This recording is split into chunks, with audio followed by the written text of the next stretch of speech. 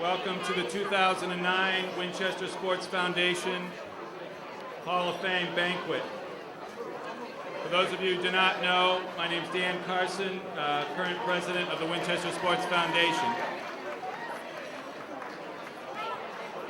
Thank you all for coming.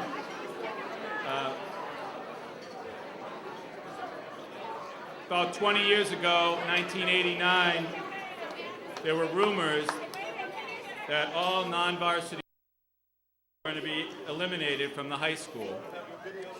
And not only that, but the school system had the audacity to charge, they were going to start charging each athlete a $35 fee to play their sport. At that time, a group of concerned parents formed the Winchester Sports Foundation, and I believe some of those founding members are in the room tonight. This fundraising organization had as its mission to preserve and promote the level of Winchester High School sports programs, to help meet the cost of the athletic programs and expenses, to give financial support for the introduction of new sports programs, and to make sports programs accessible to all classes and ensure an opportunity for maximum participation. And over the past 20 years, with a lot of your contributions, the Sports Foundation has donated nearly $500,000 to the high school to help fund their athletic programs.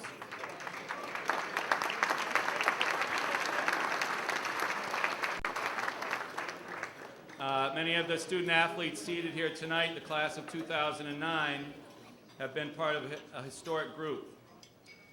They're the first class to be included in the baseline neurocognitive testing program, which is also known as the concussion testing. This program was fully funded by the Sports Foundation and was spearheaded by our own Mark Robinson. Thank you, Mark. Winchester High School is one of only a handful of public high schools to have this program, which is designed to help determine when it is safe for an athlete to return to play after a head injury, which I think I could have used when I played back a few years ago. Athletic Director Brian Carroll and Donna Gildersleeve oversaw the testing of, I believe, over 400 athletes between last fall and this spring. And each year, the incoming athletes will get their baseline test before they start their sport. Also, this year marked the first ever girls varsity volleyball team to participate in the Middlesex League. The startup cost of this program was also donated or provided by the Sports Foundation. And in fact, the demand was so great that Brian was able to add both a JV and freshman teams this year. This is just one example of how your support of the Sports Foundation has made a difference by giving these young ladies an opportunity to participate in athletics. Last year, the Sports Foundation also made donations to the athletic department for the purchase of necessary equipment for the sailing team, lacrosse, wrestling, track, ice hockey, football, field hockey, basketball, and softball. Most recently, if you have been down to Skilling's Field to watch a baseball game, you may have noticed a nice outfield fence surrounding the field. This removable fence was donated by the Sports Foundation along with contributions from the Sachem Youth Baseball and Softball program. A batting cage was also added, and the has been making good use of it. It's a beautiful sight to be able to watch both the baseball and the lacrosse teams playing side by side without running into each other, and also see the Sachem's home runs flying over the fence. Finally, the Winchester Sports Foundation donated $25,000 to the Winchester Field Development Council, which is headed by Paul Manganero. On a side note, Paul was also recently named the Sports Foundation's Sachem Spirit Award winner for his outstanding and never-ending contributions to the youth of Winchester through athletics.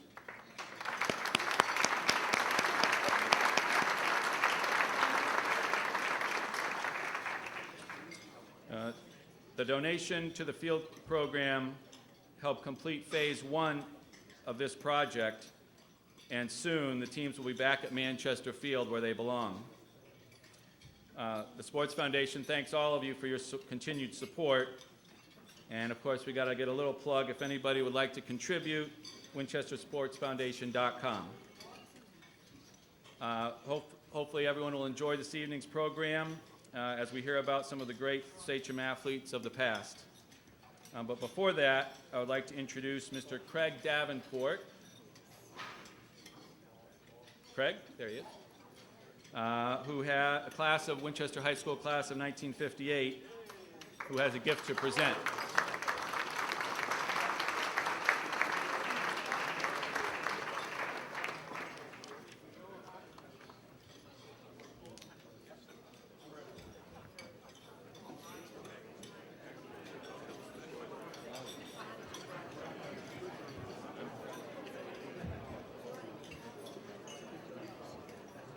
Good evening, folks. Is everybody having a good time so far? Come on, let's have it. All right. I'd like to thank the committee for all the hard work they've done to put this thing together tonight. It's always a great pleasure to see all the old faces and new faces each year. We have a wonderful time. I'm here to represent the class of 1958. Paul Sullivan is behind me. I don't know if he's going to say anything or not, but he's the president of the class of 1958. We've got tables 19 and 27 out there. Would you please stand up? Everybody stand up from the class of 1958. All right. Thank you very much. Look at that. Whole bunch of 37, 38-year-old wannabes. All right. Mr. President, the new Mr. President, we had our class reunion in October last year, 50th reunion. Couldn't come up with any real good answers initially for a gift for Winchester High School. We knew they had way too many books already, plenty of tables, plenty of chairs, plenty of desks.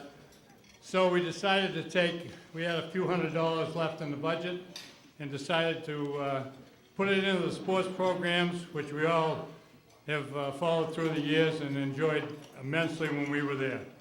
I'd like to present this check for $1,000 to the Winchester Sports Foundation. And that's from the class of 58. Don't forget, guys. Thank you. Thank you. That'll be put to very good use. Thank you. And now for the next portion of the program, Athletic Director Brian Carroll and Assistant AD Jack Squalia.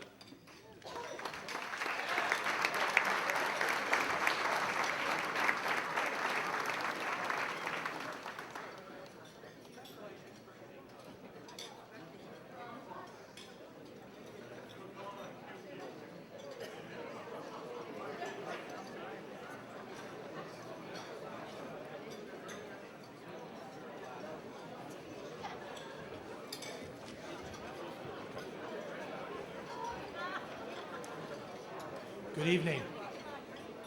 Can everyone hear me okay? My name is Brian Carroll, and I'm a graduate of Winchester High School in 1985. This is my first year back as athletic director, and I can't tell you how happy I am to be here. This has been a wonderful experience for me, and I just want to make sure that everyone understands how appreciative we all are, our athletes, our coaches, and myself, of all the work the Sports Foundation and our parents have done to make this year possible for us. I'm really humbled to be speaking here tonight, and I wanted to congratulate all the inductees tonight. And when I looked over the list of Hall of Fame, people in the Hall of Fame, I was stunned to see that Jay Gill's name was not in there. And I'm making an effort right now to get Jay Gill into the Hall of Fame. If any of you have seen him get out of his truck with a muffin in one hand and a coffee in another, he's so athletic. The way he does that, it's tremendous. In our office, we're trying to show our athletes how much we care. That's first and foremost. Every athlete matters, every team matters. We have started a program, concussion testing, that Dan Carson had mentioned, Mark Robinson has started. It's truly wonderful that we can show our kids that we're concerned about their safety first. We've worked very closely with Paul Manganaro and the WFDC on new fields for our athletes. It's another way that we're showing them that we care. Our kids showed us how much they care this winter. We had a tragedy. We lost Coach Eddie O'Donnell, our assistant girls hockey coach. You can't imagine how our athletes came together, how our families came together. And everyone, I think, understands it's more than just sports. It's about a family atmosphere. It's about taking care of each other, and our kids did just that. Each season, we're trying to make it an experience for our kids. This past month, we went out to the Hall of Fame with our baseball team. What a trip it was. Jack Squillier and I had a chance to get out there, see our kids play. We had our volleyball coach this past fall take our volleyball team over to Harvard University, watch a volleyball match, and then spend time with each one of those girls who were able to talk with our girls and find out how they got there, what they needed to do. They found out that they had a lot of the same demands with a challenging academic and athletic calendar. We have a number of coaches. Michelle White's in attendance. She takes her team whitewater rafting. Michelle, that's a little different than Harvard University, but it's the same thing. It's team unity, it's team bonding, it's that family atmosphere that we're looking for. I think one of the greatest lessons that I've learned in my life is that people make the difference. My dad has always taught me that. And our coaches make the difference. And I want you to know that, first and foremost, we surround our kids with great people. The X's and O's and all the other stuff to me is secondary. We want quality people around our kids, and it's shown. A couple of quick mentions I'd like to see. Is Larry Tremblay out here right now? Larry just had his 500th win. And I'll tell you what's really special about Larry is that he coached this year with his son, Travis. Travis, can you stand up for a second, please? To see a father and son team coach together and share that experience is wonderful. Travis's grandfather is also Jimmy Griffin, who many of you know played for Henry Knowlton. So maybe we'll have a triple threat there in the Hall of Fame someday. Jimmy?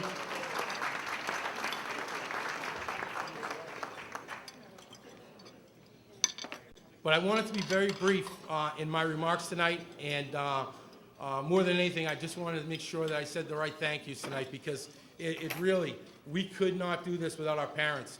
And everyone told me when I first got the job, be careful, don't talk to these parents, they're all crazy. All they want is for their kids to play, they don't care about anything else. And Maureen Metropolis, yes, that may be the case, but for most of the parents, they've been wonderful, and I really appreciate your support. I'd like to see if we could just honor our coaches that are in attendance. Right now, I'd like to talk to you about a very special person who has made my first year possible. I would have left in October if I didn't have Jack Squillier with me. The workload is...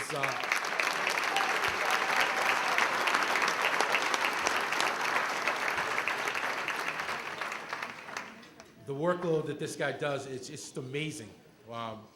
What he's taught me and how he has introduced me to this field. I'm a new athletic director. Believe me, I don't know what I'm doing. I learn every day, and without Jack's help, I would have never made this year, and I'm very, very appreciative for everything you've done, Jack. Our coaches, if I could just get our coaches to stand up, please remain standing. And we'll hold the applause to the end. Joe Cantillon. Chris Scanlon. Tom Klein. Tom Johnson. Bill Chase. Jason Cachaputi. Michelle White. Sue Onso. Tom Walsh, Paul Sobolewski, Bob Sobolewski, Carlos Alonso, I'm sorry, Carlos, Kevin Caruso, Paul Austin, Shauna Culhane, Molly Collins, Joe Maroney, Quentin Dale. Did we miss anyone? I'm very sorry. We were trying to get everyone checked off as they came in. Larry Tremblay, Travis Tremblay. Again, these people have been tremendous, helping us get through this year. They are all wonderful people. They work extremely hard. And I want to thank them from the bottom of my heart. I appreciate everything you do. Thank you very much, coaches.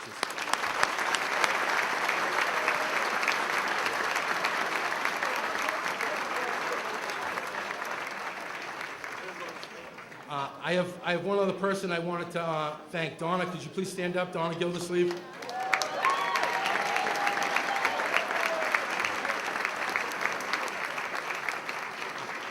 Donna's wonderful because she sweats everything out with me. We worry about every contest and every game and making sure there's coverage, and she comes down every day to check on me. And Donna, I can't thank you enough for all you've done for me, and our kids and our athletes. It's just amazing. Lastly, and most importantly, we have some very special athletes here. And I'm hoping all our athletes could come down and introduce themselves, speak in a very clear voice, and let us know where you're going next year. All seniors, please.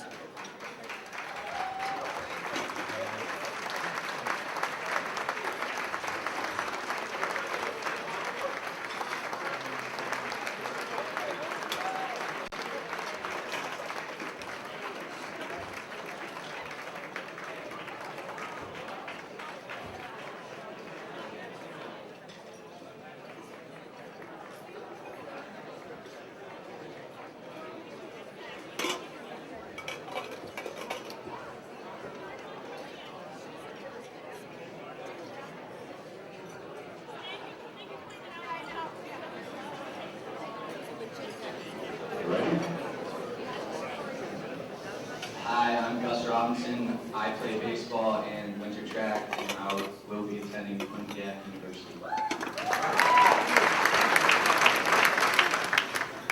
Hi, I'm Reed McMurray, and I run cross country and track, and I'll be going to Carleton College. Hi, I'm Davis Van Opdorp, and I do cross country and track, and I'm going to Boston University next year. Hi, I'm Alyssa Tapio Miller, and I do gymnastics and track, and I'm going to Math Art next year. Hi, my name is Tori Rose-Muir. I'm going to Boston College in the fall, and I'm running cross country and a few other sports.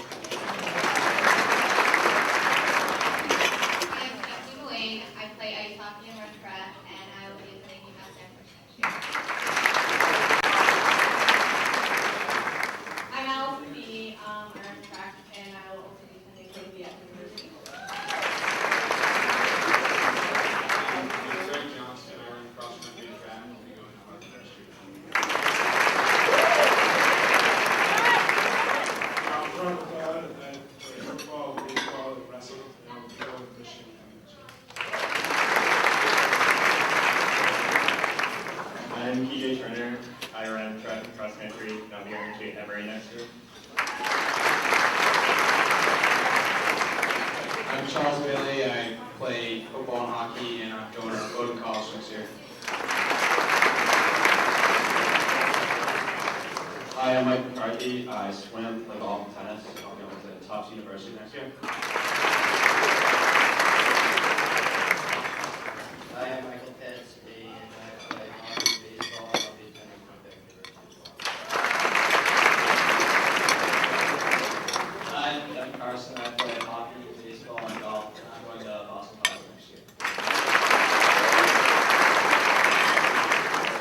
Hi, I'm Wei Yan Shea, and I'm a member of the girls' tennis team, and I will be attending Cornell University. Hi, I'm Julie Noble, and I run cross country and track, and I'm going to Knight University.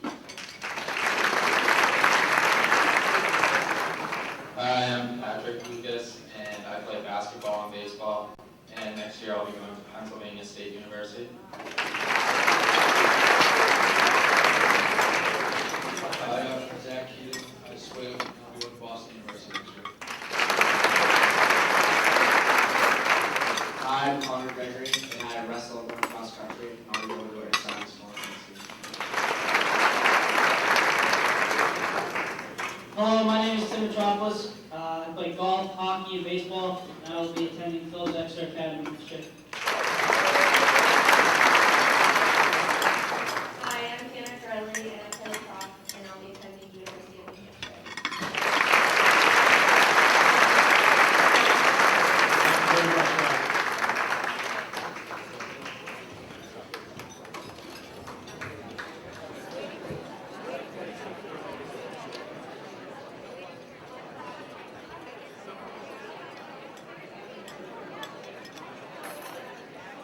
Thank you again for your time, and I'd like to introduce Paul Manganaro, who is a very good friend of mine, another Winchester High graduate who's just been doing tremendous work on our fields. He's here to talk to you for a little while. Thank you.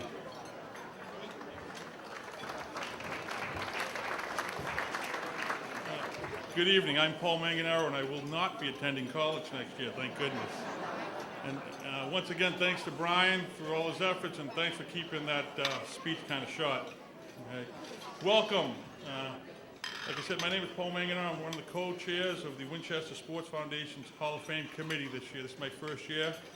I'm the beauty part of it, and Dot Butler is the other co-chair. She's the brains part of it. And really, without Dot's efforts, tonight wouldn't have been able to happen, and she put a lot of time and effort to it. I want to thank her very much, as well as our other committee members. Their unselfish dedication is very much appreciated. Thank you all for joining us tonight for the celebration of the rich Winchester High School athletic tradition. I believe to achieve present and future success, a program and those involved in a program must have a sincere respect and understanding of the past, and that's why we're here tonight. I would like to start off by acknowledging and honoring those in attendance tonight that were inducted in past years. When I call your name, if you can just give a little wave or stand up. We're just going to start with Mary Dowling, Vandy French Jr., Maria Montori, Jocko Sirica, Jan Dolan, Lori Glenn, Mike Bellino, Coach Chris Scanlon, Joe Donlin,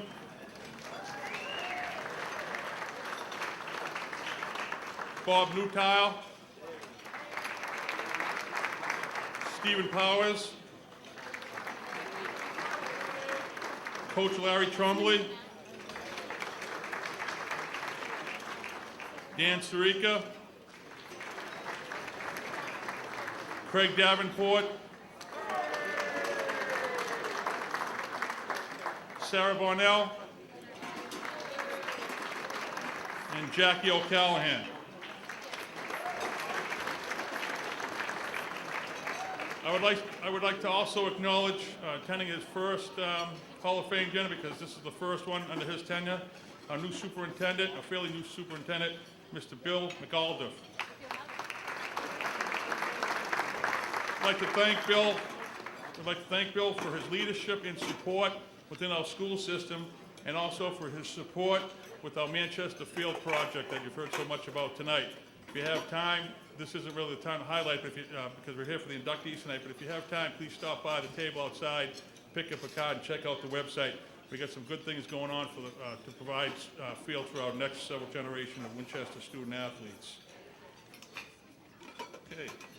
We are proud to be inducting 6 individuals tonight, and they are Joel Peckham, class of 1958.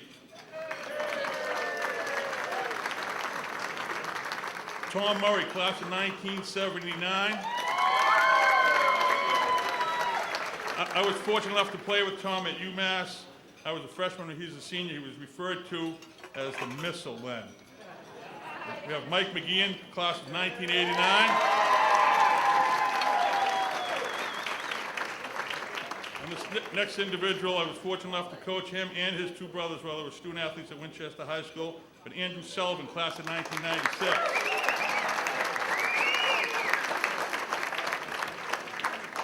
And we have Coach Joe Cantillan.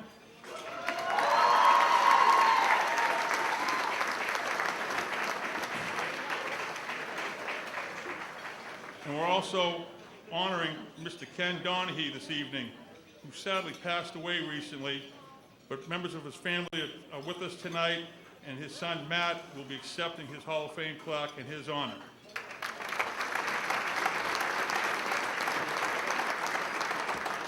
And in keeping in the spirit of team sports and what teams mean and the value of sportsmanship, we for the first time in our history are inducting our first two teams, the 1951 football team and the 1952 basketball team.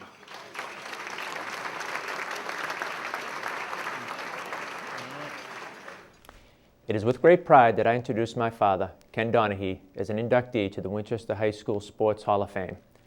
My father played football, basketball, and baseball in his high school days of 1946 through 1949, but it was in basketball and baseball where he enjoyed his most success. Known as Captain Kenny, he was a 3-year starter for the basketball team.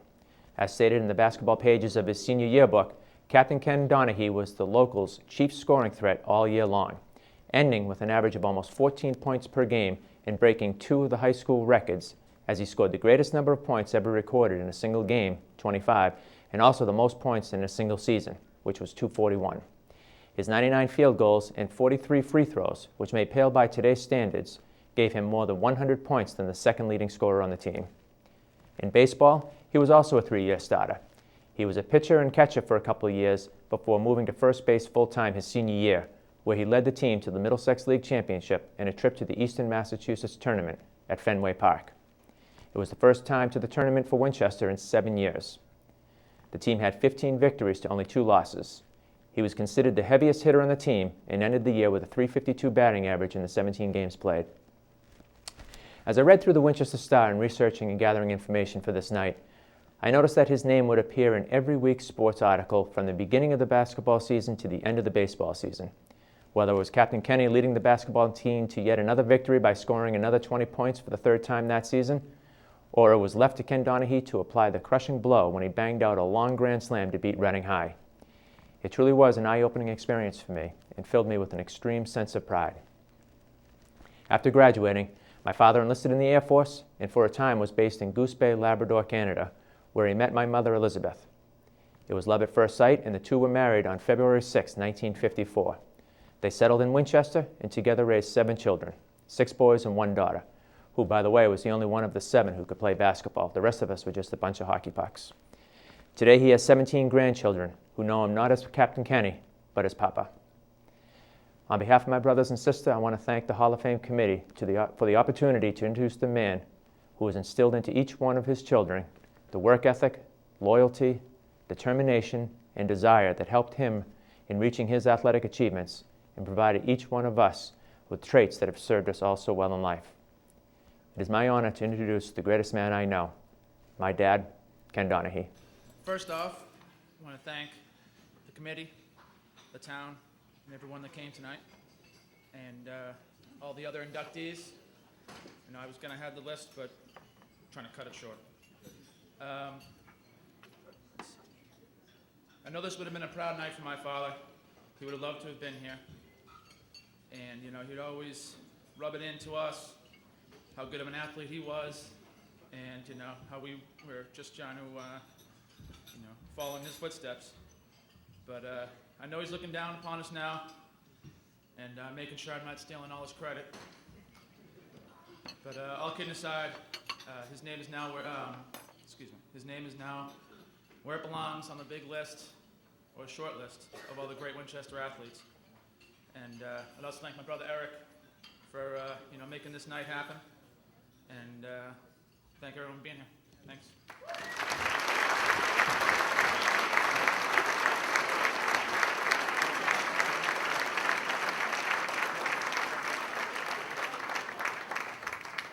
Good evening. It is my pleasure to introduce Joel Peckham for induction in the Winchester Sports Foundation Hall of Fame with the class of 2009. Joel was a standout three-sport athlete at Winchester High School: basketball, baseball, and football. He led it in all three sports his junior and senior years. Joel grew up on Church Street, the son of Gordon and Jane Peckham. Mr. Peckham was a very successful coach in the Winchester Little League, coaching the Red Sox and the Dodgers. He was an all-star coach for two teams that went to Williamsport, Pennsylvania for the Little League World Series in 1955 and 56. Joel had two brothers, Jeff and John, and two sisters, Leora and Susan. Joel has often said that his sister Leora was the best athlete in the family. She was a standout athlete in an era when women's sports were not as prominent as they are today. Joel probably was the second best catcher of his era, or even today, second to Hall of Famer Joe Bellino. His batting average in baseball was over .400 both his junior and senior years. He was a Middlesex League All-Star in his junior and senior years and a Globe All-Scholastic second team his senior year. Joel's teammate in baseball and a member of Winchester High School's Hall of Fame, Craig Davenport, said that of all the athletes he played with, Joel gave 150% effort in all sports in addition to being an excellent athlete. In basketball, Joel was the sixth man on a team that went 17-3 in 1957. He was the backup quarterback in football on a team that went 14-3-1 in the tough Middlesex League. He suffered a concussion his senior year in football, but returned to throw 2 touchdowns against Woburn in 1957. Joel went on to Tufts University, where he had a fine career in both baseball and basketball. He was captain of both sports his senior year at Tufts. Some of his awards at Tufts include MVP in baseball, 1961-62, Greater Boston League All-Star in 1962, third team All-American by the American Association of College Baseball Coaches in 1962, and he was recently inducted into the Tufts Sports Hall of Fame, the Jumbo Club, in 2006. Joel lives in Sharon with his wife of 45 years, the former Jean Chase, and has 3 children, Lisa, Tina, and Joel Jr. He was a guidance counselor in Sharon for 43 years. He has been the head baseball coach for 39 years and JV basketball coach for 35 years. He also coached football at Sharon High for 20 years, a lifetime involvement with the high school sports in Sharon. I was told I could only speak for 3 to 5 minutes, but whatever I did not speak as long as my classmate Craig Davenport, so I'll do the best I can. I am very proud of all the people from the class of 1958 are here tonight. It makes me feel great. The legend grows as you grow older, I think, and Stephen, my brother-in-law, has enhanced my reputation. I certainly accept this award with tremendous humility, knowing that there are many athletes who went before me and after me who were better than I was. I'm not sure too many of them gave as much as I did to the athletics teams. I gave myself and my teams 150% every day, and I expect that from my kids now.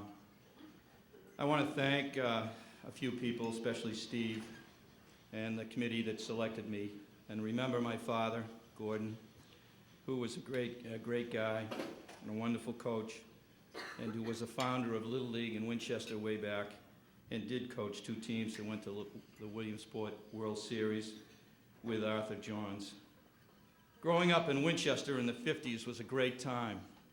We had great teachers at the high school, we had successful teams, we had a great town and a great spirit, and our class was a wonderful class. We had a lot of fun in those days. I had great coaches who I will never forget, all the way back to Little League with the Provenzano, Peter Provenzano, in Babe Ruth League, Sammy Bellino, and in high school, Henry Knowlton, Jim Phillips, whose son has been in the papers recently, and also Frank Provenzano in baseball.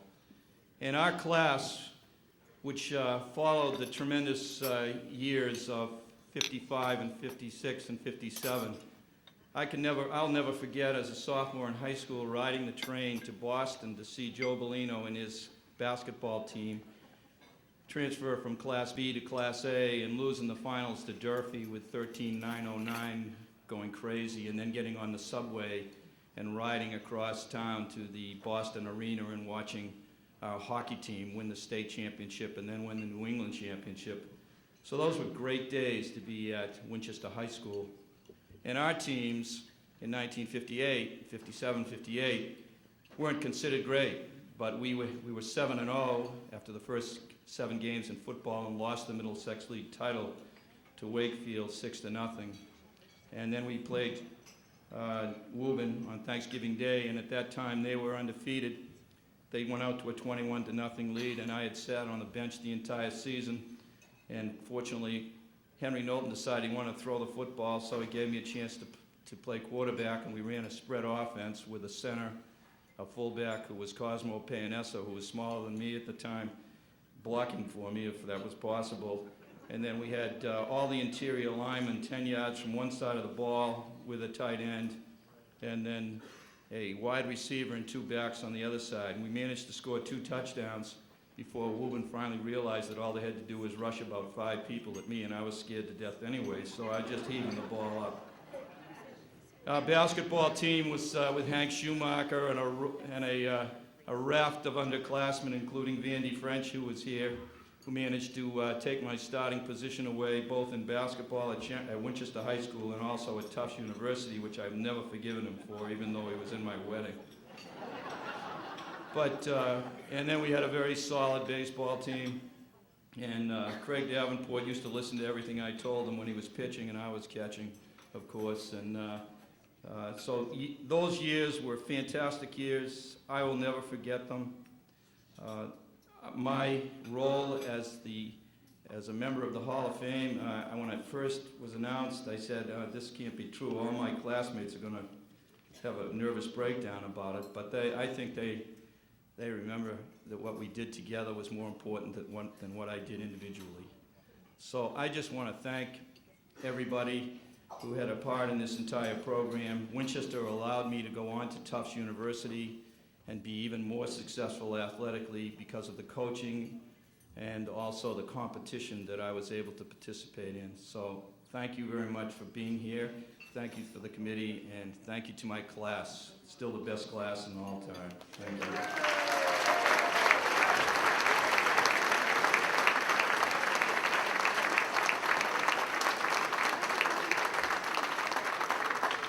Good evening and welcome to the Winchester High School Sports Hall of Fame celebration. It is my distinct pleasure and honor to introduce and formally announce induction into the Hall of Fame of the first team ever selected to receive this prestigious award. Here is the 1951 undefeated 10-0 state championship Sachem football team.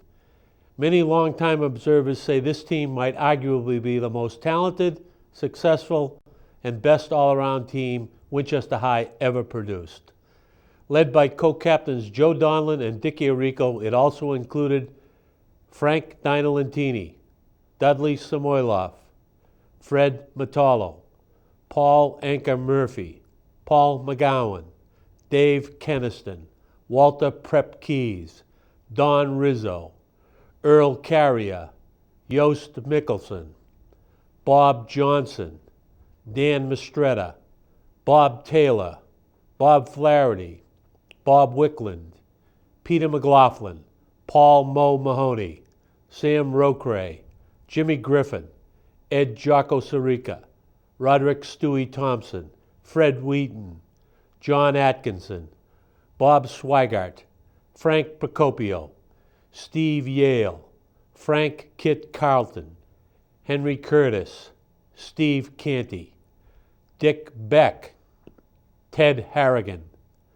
Jimmy Callahan, Jim Skitchy Carroll, Howie Amundsen, Dave Pratt, Dan Mantini, John Reardon, Roger Bainbridge, John Bushell, Jim Cusack, Jasper Asaro, Al Lindsay, Jim Cullen, Peter Perkins, Denny Doucette, Bob McLaughlin, Randolph Kazajian, Bill Jesdale, Tom Cahill, Robert Darrow, Robert Kerrigan, Anthony Moose Bellino.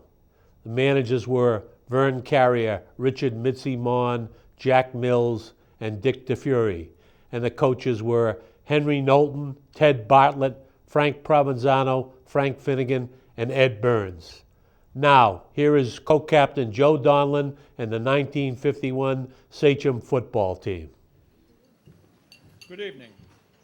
On behalf of the 1951 Winchester High School football team, I would like to thank the Sports Foundation for this recognition.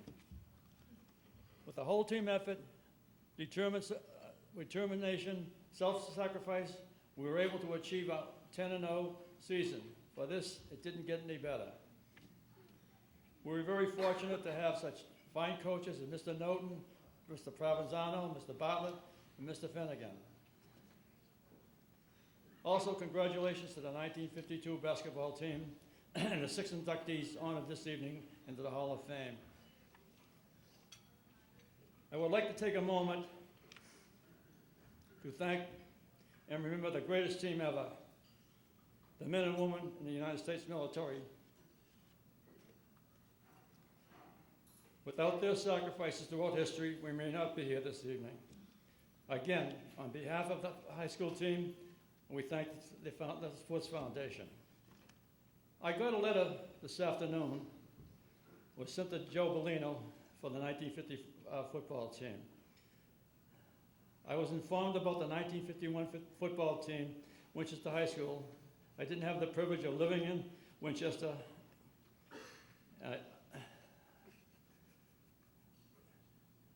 But my father, number 18, varsity football team, 1915-1917, used to talk about the great plays on the 1951 football team. Later in 1955, when my family moved to Winchester, I heard about the team from new classmates. It was a big sport until I found out and moved to Winchester, but every positive Winchester High School experience and athletes changed my life forever. Thank you, your team. Thank you very much.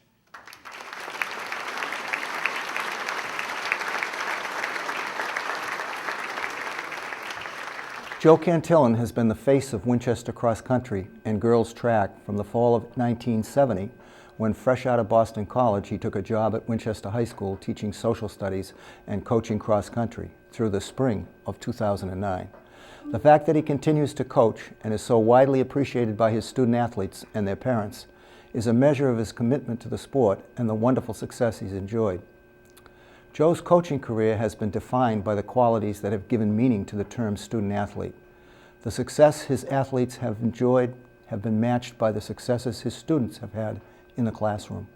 And it is those special qualities of the teacher, the patience, the intuitive understanding of teenagers, and the gentle manner by which he exercises authority that help us understand his accomplishments on the field.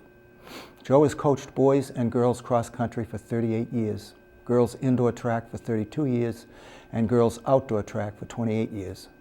The boys and girls cross country teams have won many league championships, and the girls indoor and outdoor teams have won their share as well.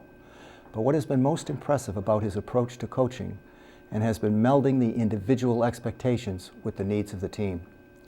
Joe's two most outstanding competitors over this nearly 4-decade period were Barry Serchis and Laurie Glynn, both 1984 graduates and clearly the greatest distance runners to come out of the Middlesex League during this period.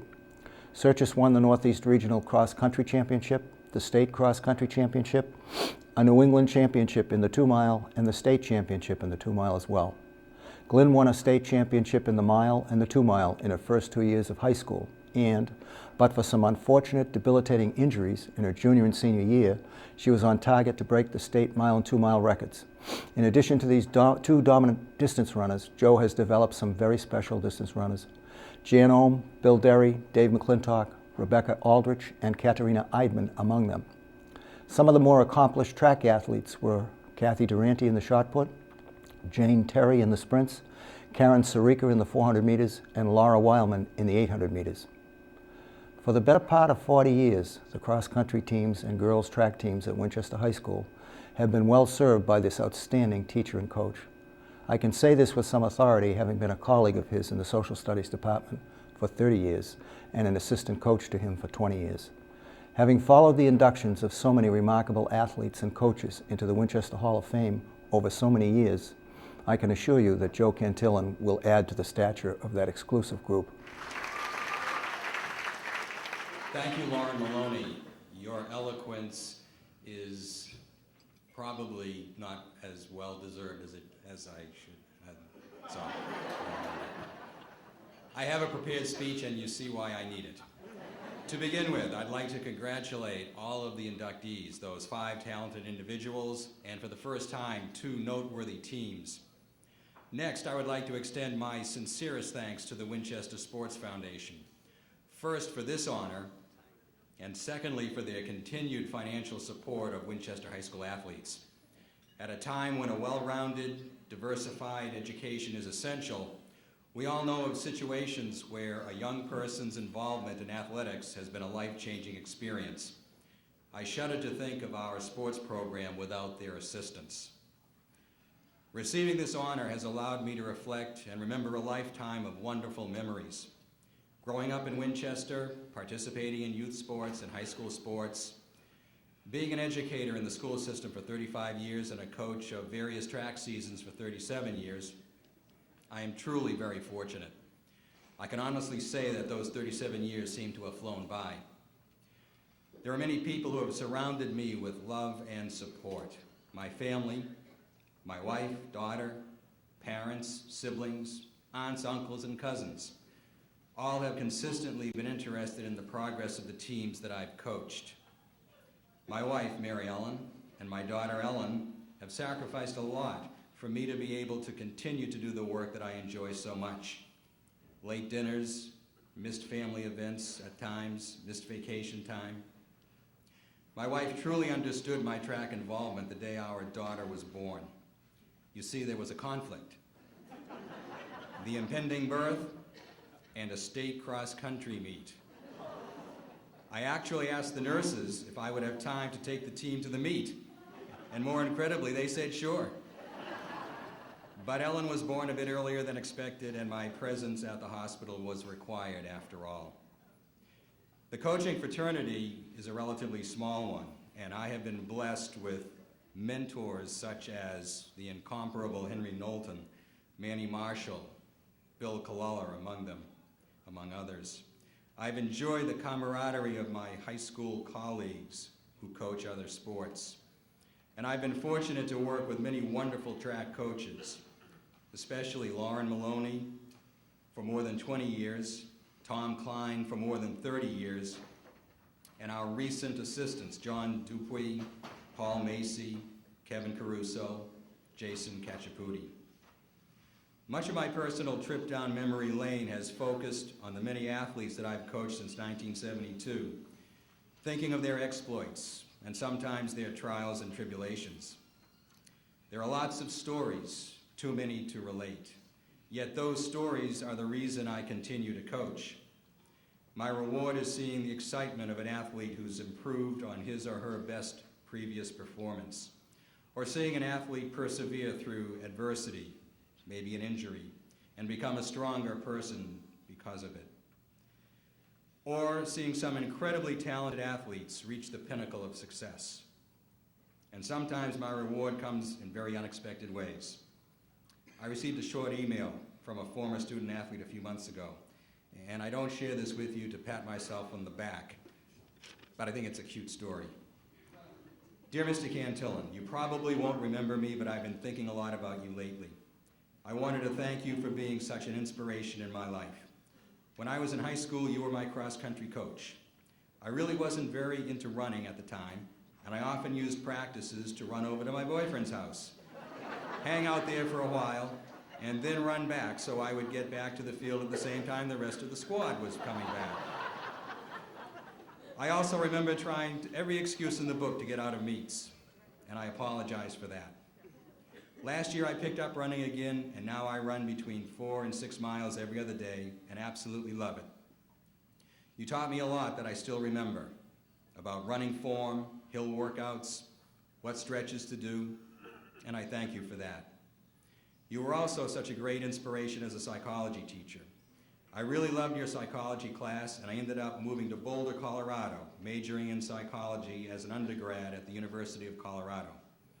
Now I'm in grad school at the University of Denver, working toward my doctorate in clinical psychology, and I really love it.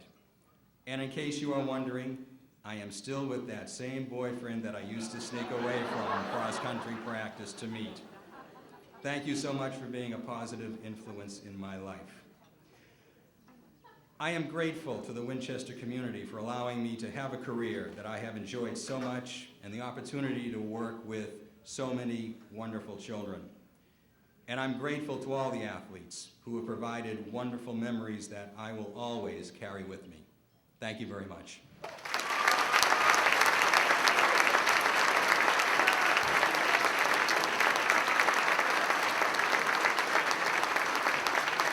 I'm Jan Dolan, a member of the Hall of Fame Committee.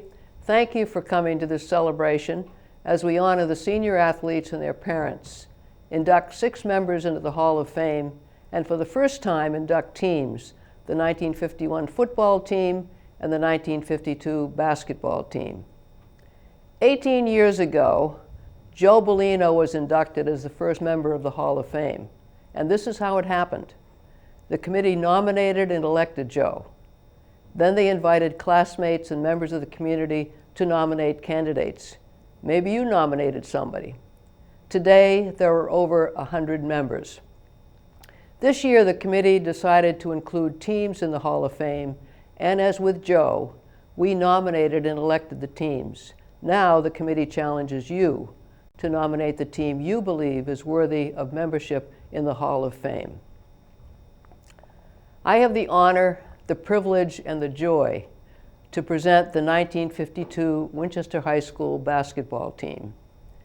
Middlesex League champions, Tech Tourney champions, and New England Class B champions, undefeated in 25 games. Their leader was John DiOrio, who is deceased. John is a member of the Winchester High School Hall of Fame. Their legendary coaches were head coach Ted Bartlett and his assistant, Henry Knowlton. Bart and Coach are members of the Winchester High School Hall of Fame. This team was predicted by the various pundits to be the dominating force in Middlesex League play. The pundits were correct. The exceptional 8 seniors, as they were known, Doug Hawkins, Stoll Sims, Peter Kuhn, Roddy Long, Charlie Murphy, John Farrell, Bob Forrester, and Captain John DiOrio, with the help of underclassmen, dominated their opposition game after game. Winchester averaged 71 points, the opponents 37 points. Bart and Coach prepared this team to meet every challenge. As great coaches, they knew only too well that a team must master the basic skills and a team must play as a team. The 52 team mastered both. There is this famous film of these players executing basic skills. It was taken in the Mystic School gym, and I sure hope it was part of the video. The Boston Press said, Winchester is the best basketball team in the state. One reporter even claimed that they were the best school hoop team in existence. The followers of the team, both high school students and the Winchester adult community, knew we were watching a great team. Their record proved that. Now keep in mind, all of this happened 58 years ago, before many of you were born. But for me, this experience brought back fond memories. And for the players, I don't know, but Earl Carrier, a member of the football team, wrote to say that he couldn't attend this event, but Earl said, when I read the announcement about the induction of the team, I spent the night dreaming about playing football at Winchester High School.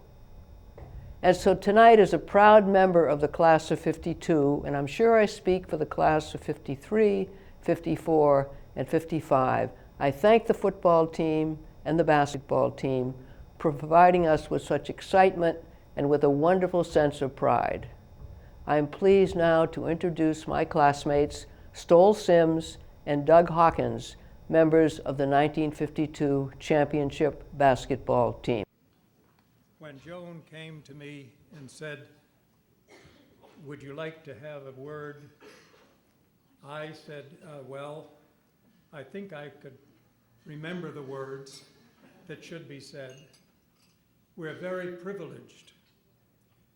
She said on the television, "What is out there?" You notice that I asked Peter Kuhn to come on. And I say one thing about that team that I felt all my life as an educator was that we were a team. If you find we were all around the same in terms of how many points we scored. I can remember one of the barber shops letting me cut, they cut and know they had that if you rode up and got to 20, you could get your hair cut. And what we found was our coach made us a team. And I, for one, say that the coaches were very, very important. And in this one, we had one that was excellent. And he gave us that feeling. Now, we've lost most of these. And I think in resemblance, we are the ones who are residual.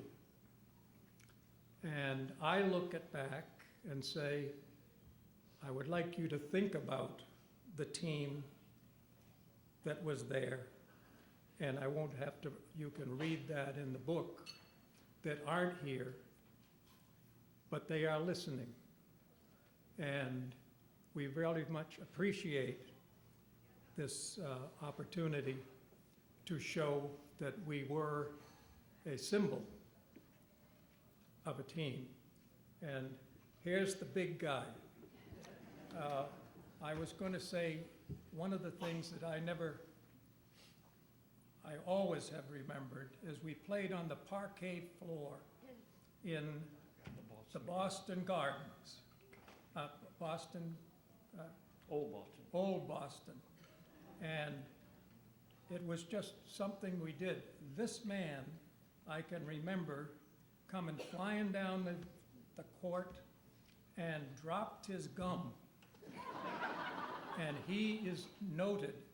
Fortunately, the film is not there. He went down and picked it up and then went down and got it again.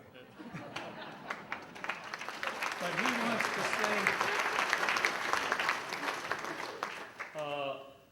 I'm not going to talk much. We'll give it to Peter Kuhn, who was a hell of a fighter. He wasn't a big guy, but he was a tough guy all the time, and he made the opponents suffer. What I want to do for this room right now, because I'm past 3/4 of a century, and because Winchester gave me a start, is you do understand the secret of this room, don't you? That it's a continuum, that it was people before us, it was us, and it's you now, and it will be those that we care for and foster after us. It is a continuum of the sport, and we're all in it, and thank you.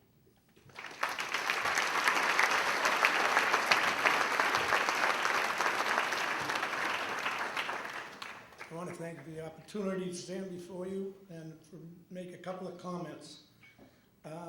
My point is the team won all the games, we know that. And on juniors, we set the best record that Winchester ever had by winning 23-2 was our record.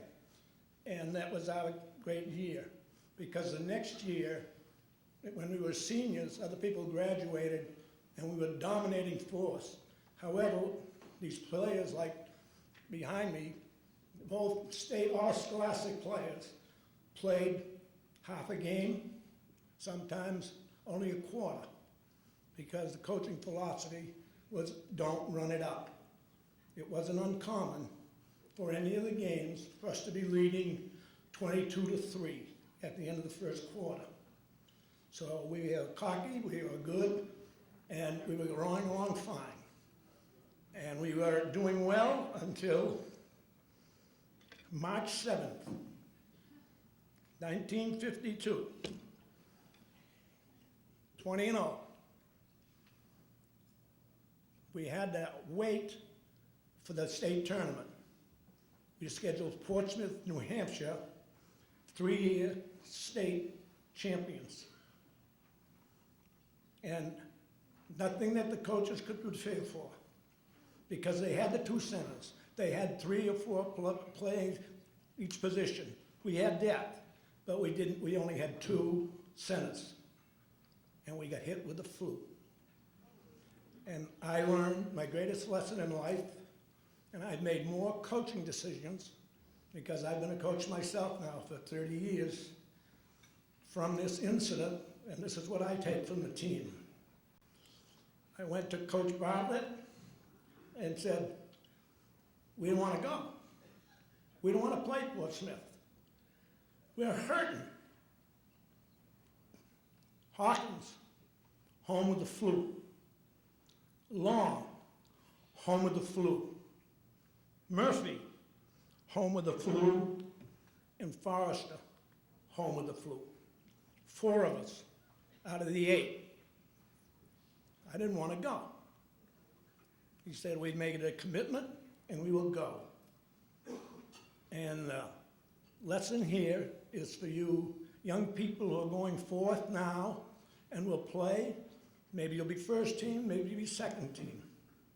And for you coaches who are now coaching, or those who may coach in the future, there's a lesson here. And we went up to Portsmouth, first time in my life. We played on fan-shaped glass backboards.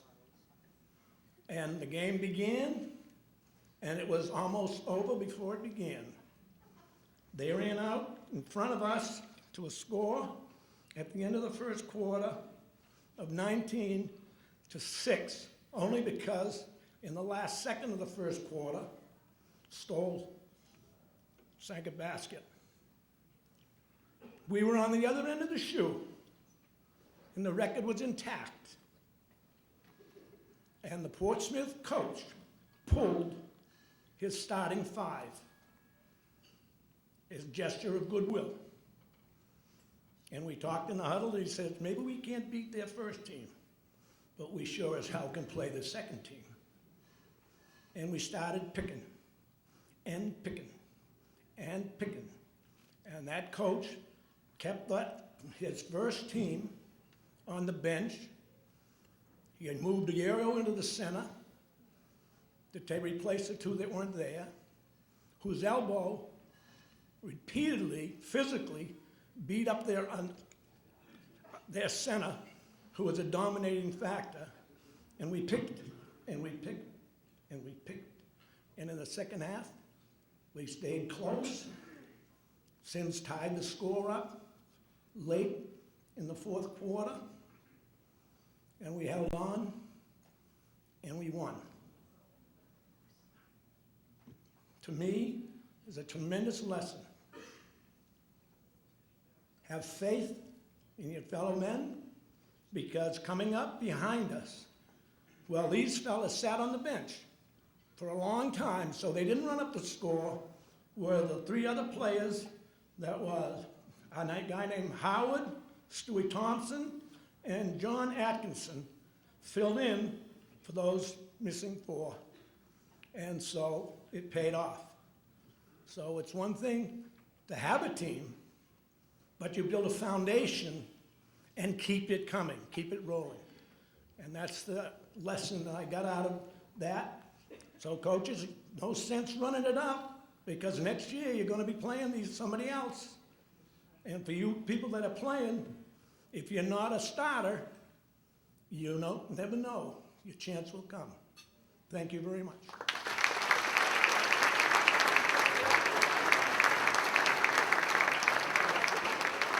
We very much appreciate the honor of having our team in the, on the roster. Thank you.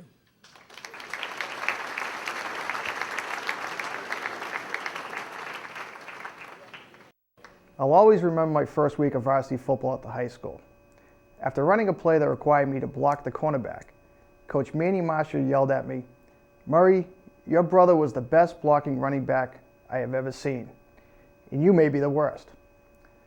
Several of Tom's friends had previously nominated Tom for the Hall of Fame. His nomination was always overlooked because his 500 rushing yards was significantly less than many of the other great running backs we have had at Winchester.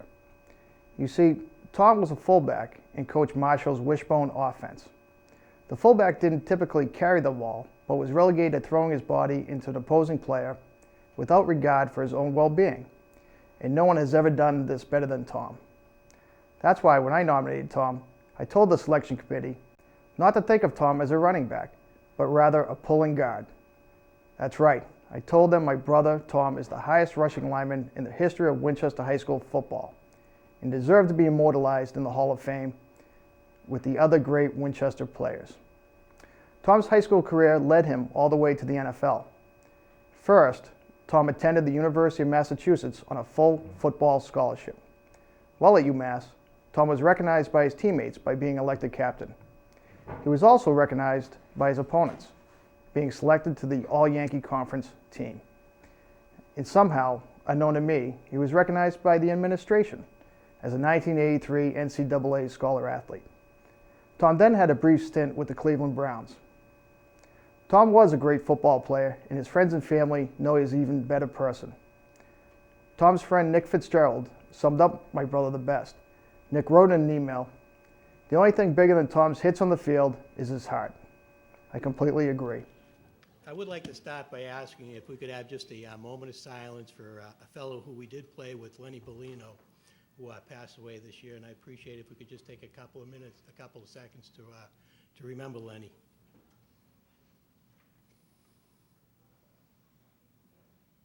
Thank you. I'd like to start out by thanking Paul Manganaro and Dot and the rest of the Hall of Fame committee for electing me and putting me into the Hall of Fame. It's quite an honor, and I would also like to congratulate all of the other inductees and classes for their induction into the Hall of Fame. And I was trying to put it, you know, into how humbling it is to be elected.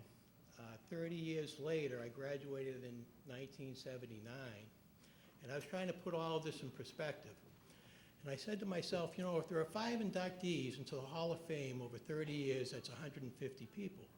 And at the same time, if you have 400 students in a class over the same 30-year period, that's 12,000 students have gone. So out of 150 people who have been inducted, out of 12,000 people who have been eligible, really, that could have made it into the Hall of Fame.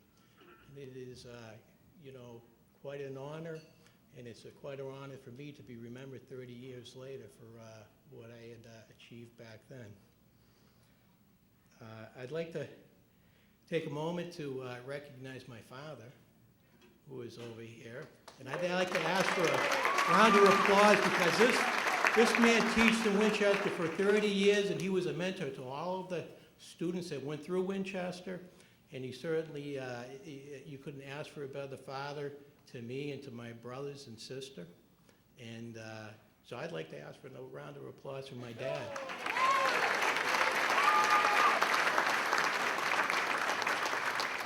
And I want to do all these guys over here. I'm going to go through every one of them, and I'm going to go through my entire family over here. And I want to tell a little story about Patrick here. You know, he says he nominated me, but the fact was when he learned that the committee called my father and told him that, you know, his son had gotten to the Hall of Fame, he told Patrick. Patrick's first comment was, "Well, it's about time they elected me." And why not? Why wouldn't you blame him? I mean, after all, he was captain of the football team. He was a all-state lacrosse player, and he went to the finals at the States in track and field. And so Patrick said at the time, he goes, "It wasn't me." He goes, "I can't believe they nominated and elected my brother Mike before me." And well, how can you blame that? Because my brother Mike was also on the Division I, only Winchester High football team to win the Super Bowl, and he was also an all-state scholastic lacrosse player. So I'd like to take this opportunity to nominate both Patrick and Michael to the Hall of Fame. And if you can't see your way to do it, you can, in fact, I was thinking if you would like to include Patrick and Michael's name next to mine on the plaque for the induction into the Hall of Fame, I think that would be terrific. You know, I was thinking about Winchester and Patrick and Michael and my brother Fred, who, you know, introduced me to hockey by putting me in front of a net and then doing slap shots at me when I was in about the 1st grade, and he was in about the 6th grade. So, but I was thinking, you know, maybe you would want to induct families into the Hall of Fame because, you know, the opposing coaches that come over year after year and decade after decade are seeing all the same names on the back of these shirts. You know, whether it's, you know, Murray's or it's Shattuck's or it's Campbell. You know, all of these families have great history here, and the coaches must be coming over year after year saying, how are we going to get by these guys? The names don't change. They're all the same guys, and how are we going to beat them? Next, I'd like to just recognize all of my friends over here. And I'm going to go through each one of them. Anders Bjorngard, I've gone to school with since the 1st grade all the way through college, and this guy was my college roommate. John Shattuck, stand up. John was tri-captain with me in '79. I played football with John and Pop Warner since the 1st grade, and you know, it's not hard to achieve when you got a guy like that in front of you. Toby Daly. I've known Toby since the 7th grade. We played at Lynch together. We played at Winchester together. And this guy went out week after week with a blown-out knee and played for us week after week, and it's not hard to achieve with a guy like him. David Guthrie.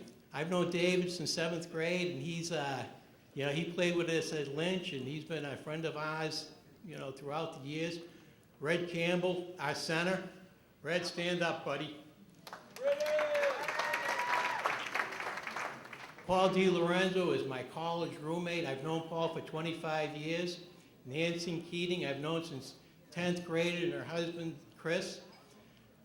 Judy McPhee, Duffy. I played with Judy's brother since the 7th grade, and I've known Judy. Mary DiLorenzo, I've known since she married Paul back 25 years ago. Kathy Tabor, Bjorngard, I've known since the 7th grade at Lynch. And Lisa Delano Dino, who I've known since the 1st grade, along with the Anders. We went to Parkhurst, Lynch, and Winchester High all together.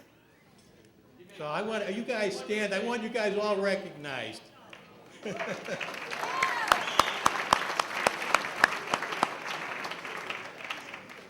You know, I know my mom passed away about 2 years ago, and I know she's here in spirit. And I would like to tell a little bit of a story, and it also encompasses Mr. P. Because Mr. Provenzano used to come into our team before games to give us a speech right before we went on the field. And Mr. Provenzano said to us at the end of every speech, the guy who hits the hardest always gets up. And so I tried to play that way, but Mr. P never told me that I was going to break my leg twice, that I was going to break my ribs, 3 different ribs, that I was going to have elbow surgery, that I was going to dislocate my fingers, that I was going to have back surgery, and then I was going to end up with 2 concussions. And, you know, to relate this back to my mother, the sacrifices that my mother and my father made was that, you know, my mother thought getting beat up and going to the hospital was all a part of football. It went hand in hand. And it wasn't until Patrick started playing that she found you could play out the game, not get beat up, and not end up in the hospital. So, you know, I need to thank my mom for all the sacrifices that they made over the years for me. Next, I want to introduce my daughter, because she just started modeling. And I have a new outfit for it's called a retro shirt for the Winchester High School, and I'd like her to come up here and model that. I want Brian Carroll to know I'm not giving the shirt back.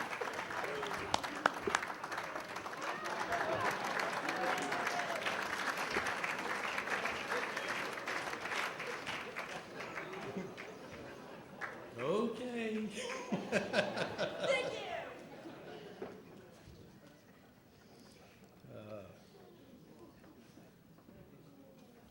I'd like to thank all our coaches, Mr. Marshall, Mr. Klein,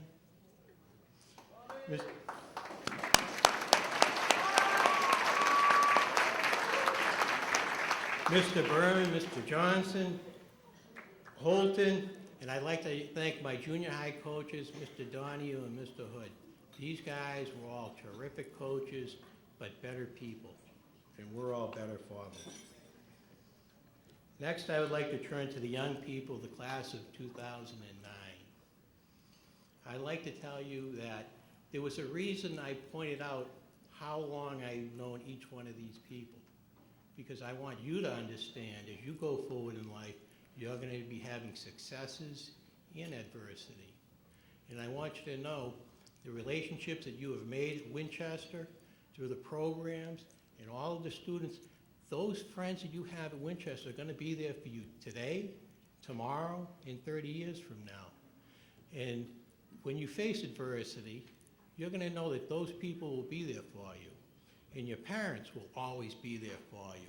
And your parents have very, very broad shoulders. And believe me, there's nothing that you're going to do that they haven't been there and done that. And I'm going to tell you, no matter what you do, they're going to find out. They always do. So when it happens, you should seek them out for guidance, and you should seek them out for support and to tell them what's going on. Lastly, I want to tell the class of 2009 to dream big. I can tell you, I never thought I was going to line up in front of Charles White over in Cleveland with Brian Sipe coming out to take a snap. And I'll tell you, nobody was more surprised than me when he snapped that ball and Charles White was 10 yards into the line before I even got out of my stance. And I can tell you, Sam Ritagliano was not happy with me. And so I would tell you, dream big, shoot for the moon, and if you miss, perhaps you'll hit a star. Thank you.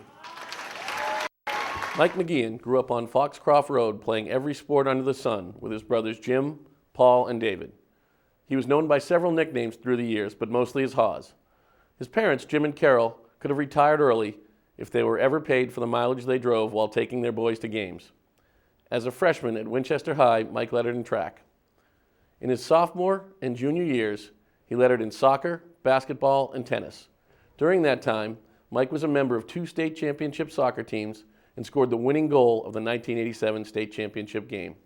As a senior, he lettered in soccer, basketball, and tennis, earning All-Scholastic in tennis with his doubles partner, John Murray. Mike went on to Clark University in Worcester, where he earned 2 letters in tennis and 4 in soccer. Mike always possessed an amazing determination to win every game. He was one of the toughest competitors that I ever played with or against. He always said of injuries, if you can walk, you can play. Mike now lives in Ridgefield, Connecticut with his wife Kate and 2 kids, Ryan, age 8, and Will, age 5. He coaches both of their soccer teams. Congratulations, Hawes, on your induction into the Winchester Sports Hall of Fame. Thank you, Jack. First of all, thank you to the Winchester Sports Foundation. Tonight is a great evening, and the Foundation's goal to preserve and promote Winchester High School's sports programs is a worthy one. It's an honor to share the stage with tonight's inductees. I am proud to be part of the Hall of Fame and join such a distinguished group of Winchester athletes. I want to thank my parents, Jim and Carol. They made it possible for my brothers and me to grow up in such a great town. My parents made sure that I took advantage of the opportunities that Winchester schools and programs provided. There is no doubt that I am here speaking today because of them. I was involved in every sports program in town, literally. I spent my entire childhood active. Big wheel races with the neighborhood gang, sledding on Ambrose Hill, skating on Little Winter. There was CYO basketball, Little League at West Side, months on the Packard courts, and every youth basketball and soccer league. At one point or another as a teen, I was on the boat club swim team, I was a swim club lifeguard and instructor, and I played at the country club in tennis tournaments. That's quite a trifecta. I am also pretty sure that I played on every soccer field in eastern Massachusetts at some point in the 1980s. Tony Dungy, the coach of the Indianapolis Colts, wrote in his book, Uncommon, "Success is uncommon, not to be found by the common man." In short, he was saying to his players, don't be average. I have been fortunate to have had some success in sports. This success was due to the fact that I was surrounded by uncommon people who not only were great athletes, but great competitors at every level. When you spend your time with talented people, you can only get better at everything you do. I wish these friends, teammates, and coaches could share the stage with me tonight. I will just name a few of these friends due to time restraints. My brother Jimmy, he was quick, smart, and gifted athletically, and he defined the term all-around athlete, not to mention incredibly supportive to me. Jack O'Callahan, tough as nails, he would shut down any opponent and talk about dedication. He would practice before school and after school routinely. Not surprising, he was an All-American. John Murray. John was an all-scholastic swimmer, calm under pressure in the most heated of matches. He was all anyone could ask for in a doubles partner and a teammate. I learned how to play tennis by practicing with and watching Joe Palumbo. Joe had unmatched skills and knowledge on a tennis court. I played soccer on a routine basis at all levels with Vandy French, Paula Rafina, Steve Reeve, David Romboli, and Andy Scho.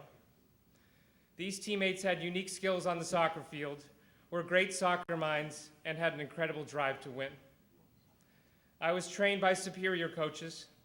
There was Vandy French and Gene Booley, both All-American athletes and Hall of Fame members. Both were meticulous, they had a fierce desire to win, and we were prepared for every game and situation. Theo DeVries coached me for several years also. Theo has forgotten more soccer than I will ever know. My college soccer coach, Coach Kurt Swanbeck, was an All-American defender at Columbia. He would practice with us daily and push us to new heights. Not to mention, I finally met someone tougher than Jack O'Callahan. I am thankful that I was raised in Winchester. I am humbled and proud to be a part of this Hall of Fame. I found success, happiness, and many of life's lessons through athletics. I believe that this is due to being raised by, playing with, and being coached by uncommon people. I am truly grateful.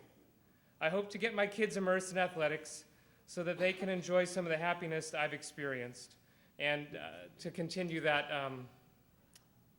what was the word he used, curriculum or circulum of athletes to come. I would like to start by thanking all the members of the Winchester High School Sports Foundation and Hall of Fame Committee. It is your hard work that allows the students at Winchester High School the chance to become student athletes and reap all the benefits this affords. So thank you for everything you have done and continue to do, and please know that your hard work does not go unnoticed. It is my honor and privilege to introduce my brother Andrew Sullivan as he is inducted into the WHS Hall of Fame. I had a front row seat for most of Andy's athletic career, which started in our front yard, dubbed Sullivan Stadium, as it hosted countless football, soccer, and baseball games essentially from the time we could walk. It was clear then that Andy was gifted athletically, as he could always hit the ball farther, throw it harder than most of those playing with him. He excelled through the youth programs of baseball, basketball, and soccer in Winchester. When it was time for high school in the fall of 1992, Andy had chosen the 3 sports he would excel in: football, basketball, and baseball. During his high school days, he would end up captaining all 3 sports his senior year, won multiple honors, and on a completely unrelated note, started bearing a striking resemblance to 80s actor William Zabka, whose claim to fame was his role as Johnny Lawrence of the Cobra Kai Dojo in the smash hit Karate Kid. But I digress. Andy played football, basketball, and baseball every year while at Winchester. His most impressive exploits came on the baseball diamond and during one unforgettable season on the hardwood, when the basketball team he was a captain of reached the state finals. In football, Andy was a quarterback and safety who lettered his sophomore, junior, and senior season. While the teams he played on never had records of note, he started the last 2 years and played valuable minutes as a sophomore, something that was very unique during that time. In the winter, Andy was a guard forward on the basketball team. He worked his way into the starting lineup on the varsity squad midway through his sophomore year, a position he would never relinquish.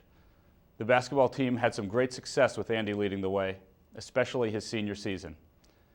After losing the first 7 games to start the season, the team went on an incredible run all the way to the state finals. Andy was instrumental to the team's success that year, highlighted by scoring 20-plus points in the Eastern Mass Final at the Boston Garden in a win over Cohasset. His success and leadership were quite evident in football and basketball, but the lasting mark Andy made was on the baseball field. Andy was, once again, a starter for 3 years on the varsity team. During those 3 years, he experienced great success both at the team and individual levels. A 3-time All-Middlesex League selection, Andy excelled both at the plate and on the mound. As a junior, Andy posted his most memorable high school season. As a pitcher, he went 7-2 with a .91 ERA, the lowest earned run average in the Middlesex League. Over 54 innings, he struck out 61 batters. Not to be outdone by his pitching feats, Andy finished the season with a batting average slightly over 400. He saved his best for last that year, with a game to remember in the Sachem's first-round tournament game against Masconomet. Andy threw a no-hitter in an 8-0 win, striking out 12 Masconomet hitters. All of his successes on the baseball field started to get him noticed by local colleges. Andy decided to take his talents to Chestnut Hill, where he accepted a baseball scholarship to Boston College. At BC, Andy bookended a great career by being selected to the All-Big East rookie squad as a freshman, and as a senior, he captained a team that went on to set a school record with wins with 35. His ERA that year of 2.51 was also the 21st best ERA in all of Division I baseball. He is currently 8th all-time in wins for a Boston College pitcher. Following his successful collegiate career, Andy traveled to Germany for 1 year to play for the Untouchables, a professional baseball team. As impressive as they were, all of Andy's athletic accolades and statistical achievements were only surpassed by his sportsmanship and his character off the field. He was a great role model to our brother Dave and me. He used a combination of his competitiveness, a strong work ethic, and invaluable lessons and teachings from all the coaches throughout his years to get the most out of his abilities. He was, and still is, a true gentleman that cast Winchester in a positive light through his athletic accomplishments. I'm thrilled that we can now honor him and give Andy a title he has so rightfully earned, Hall of Famer.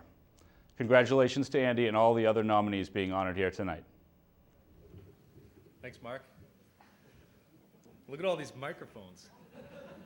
Does this one go to ESPN? Yeah, that's the one? Okay. The last couple weeks I spent trying to think about how I was going to sum up what athletics have meant to me in my life. And I kind of got to thinking and figured out that this really, the whole thing is not about me at all. It's really about the people around me and me being lucky enough to have been born into a family that brought me up with sports as a center of what we did, the friends that I was surrounded with, the coaches I was lucky enough to have. So really what I'm going to do tonight is just thank the people that deserve thanking, and I think that'll sum up really what athletics has meant to me in my life. So I'll start by thanking Mark, my brother, who we just saw. Mark is really the reason I'm up here. He submitted a letter nominating me, and I don't know who he had to talk to or who he had to pay to actually get this thing passed through, but somehow it happened. Some of the things that you said in the intro and in the letter, I really appreciate everything you did. It means a lot to me, Mark. And I'll just tell a quick story, because I was lucky enough to have grown up and played some sports and overlapped with Mark in high school and in college. And you learn a lot about the people that you play with, especially when one of them is your brother. So the story that comes to mind is my junior year, Mark was a freshman, and this was at Boston College, and we had a series in Seton Hall. So I was starting the third game, the final game of the series, and it was a 7-inning game, and I pitched a pretty good game. So I'm in the 7th inning and started to get tired a little bit, and we were winning 4-3, and it's the bottom of the last inning, and I got an out, and I walked a runner, and I gave up a hit. So it was time to bring someone in to close out the game. And sure enough, coach comes out and says, all right, we're bringing someone in. And I look to the bullpen and I see Mark running in. I said, all right, great. Let's Let's let Mark close us out, finish the game. Couple Sullivan's pitch, we get a win at Seton Hall, and we go home happy. Well, the first batter, I think it was the third pitch, Mark. The kid hit an opposite field home run, 3-run home run to end the game, walk-off job, and we lost. I never thanked you for that, Mark, but... and I look in the dugout, and Mark is throwing a fit like I've never seen it. I mean, he was like a kid who just didn't get what he wanted for Christmas, and he was going crazy. And I sat there and I thought, wow, this kid's more mad than I am at what just happened. I had pitched 6 innings, seven innings, and the game's over, and Mark is going crazy. And I kind of thought about it and said, you know what? He may be upset because he feels like he let me down. And Mark, that may not be the reason, but for the purpose of the story, it just sounds better that way. But you learn a lot about your teammates and your brother that you get to play with, and he's a competitive kid, and losing that game, not only for him but for me and for the team, really let him down. But Mark, I've seen you grow up, and I've seen your athletic career, and it's been spectacular, and I'm proud of you as an athlete and as a brother. So thank you for everything you've done.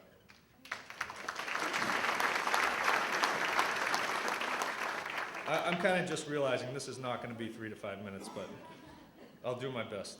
My other brother, Dave, I've also been lucky enough to play on some teams. We weren't as close in age, so we didn't get to play as much together, but we got to play in some summer baseball teams together, and he was always there to throw the ball around, whether it was on the front yard or shoot hoops in the driveway.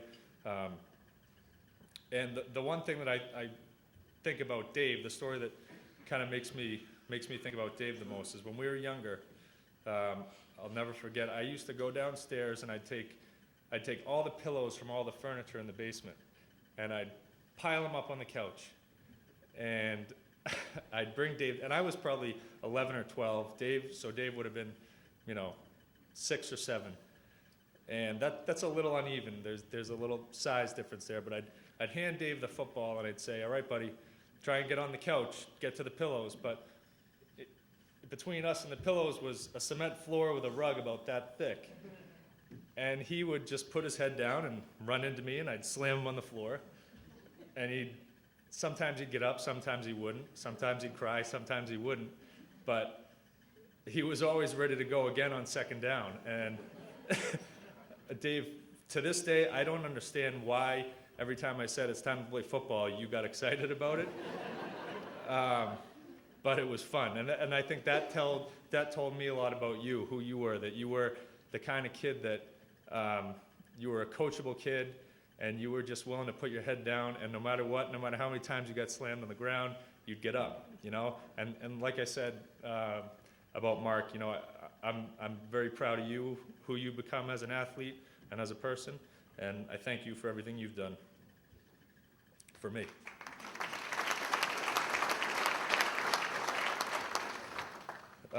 To my mom and dad,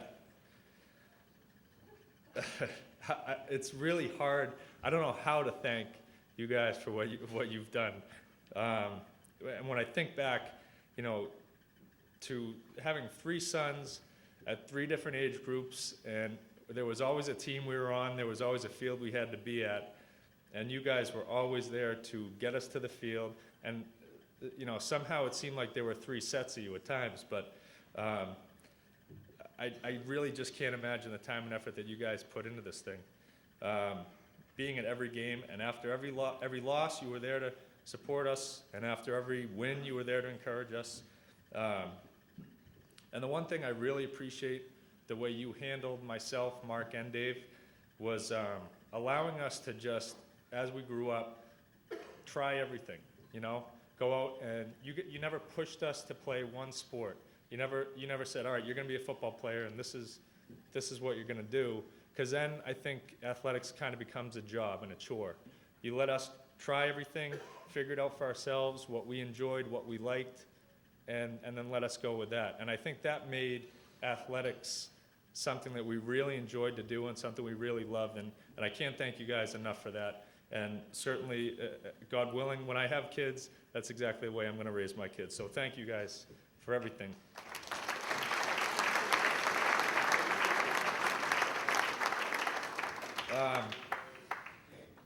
To all the coaches that I've had, and there's a long list of them. There's a long list of them, and I'm not just talking about head coaches, and I'm talking about assistant coaches, pee-wee, t-ball, spring soccer. There are so many people that in one way or another at some point have been a part of helping me grow as an athlete and as a person. I mean, some of the people I've seen here tonight, Coach Dale, Coach Bob Newtile, Bill Chase, Dr. Wilson, who coached me in spring soccer. I mean, so many people, and I really can't list them all, but in one way or another, you've been a part of helping me grow as a person and as an athlete, and I thank you guys for everything you've done. In a way, I kind of feel like I owe all of you an apology, because I look back and say, there's no way at that age, because I look at you as a player and I say, all right, this is my coach. I have to listen to this person. I have to do what he says. And he's going to tell me to run suicides, and he's going to tell me to run laps. And I certainly, at that state, didn't show the appreciation that you guys all deserve. But now being able to get up here and reflect on my athletic career and what you guys have all really done for me, I need you to know how much I appreciate what you've done. And that goes for anyone in this room who's coaching at any level. Thank you so much for what you do for everybody, because although it may go unnoticed now, it will be appreciated down the road. So thank you to all my coaches.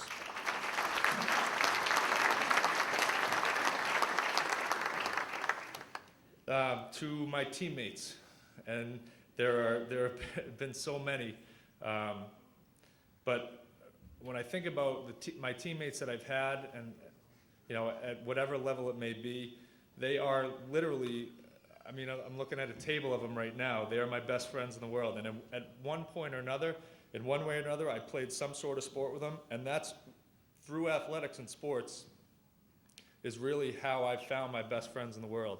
And I thank God for you guys every day. I'm just gonna go. I gotta say your names: Tim Nolan, Artie Carr, Paul McGowan, Bill Shields, Steve Cuccinati, Brad Otis, Chad Dontremont, D-Mac. I'll get to you in a second, buddy. But you guys are great friends, and I appreciate you guys as teammates back in the day and as friends today. So thank you all for being here. Yeah.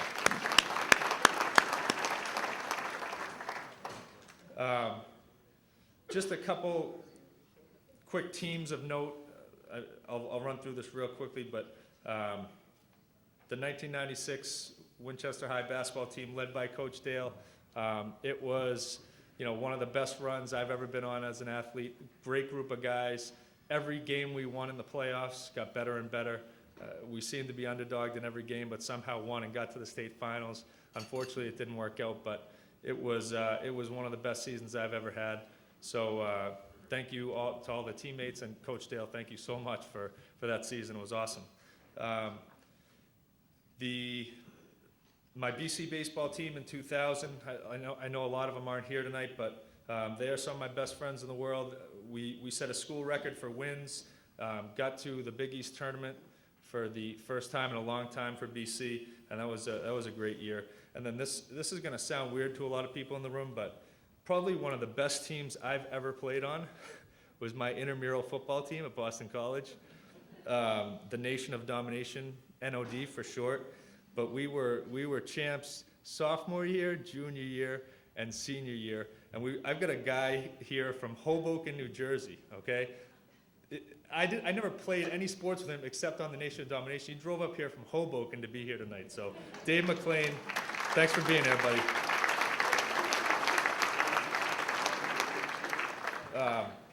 To my girlfriend, Janine, this is not a setup, okay?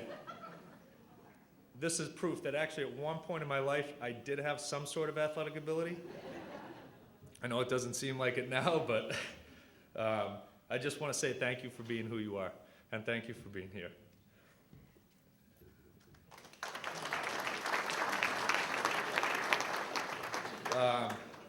to the student athletes who are here tonight, I'd just like to say, I hope kind of what I've said tonight gives you a little bit of perspective on sports and what they mean. Because I stand up here basically 10 years removed from any sort of sport, organized sport. And I don't remember my stats. I don't remember wins. I don't remember losses. I don't remember points. What I really remember is the people that I went through this with, my family, my teammates, my coaches, and that's what's going to last with you. When the dust settles, you're going to remember the people that you went through your experiences with. So I'm not saying, the wins and losses don't matter. Set your goals. Do everything you can to achieve your goals. Work as hard as you possibly can. And day in, day out, whether you're on a field in a game or at a practice, compete every single day. But if for some reason you fall short of your goals, it's not the end of the world, I promise you. It may feel like it that day, but it's not the end of the world. I'd like to say to the other inductees, congratulations. I am honored to be a part of the group that was inducted tonight and a part of the group that's been inducted in the past. Real quick, I just have to say a quick congratulations to someone who couldn't be here, but we wanted here, who's been a teammate of mine and one of my best friends, Jim Marr and his wife Christina, who just had their first baby girl, Neve Ann Marr. So I want to just say congratulations to them. And in closing, I just want to say thank you to the Sports Foundation for everything you do to put this night on. It's a great night. Thank you to Paul Manganaro and Doc Butler for helping me prepare for this night. And really thanks for everything the committee does for Winchester and Winchester athletics as a whole. Thanks again, everybody, and go Sachems.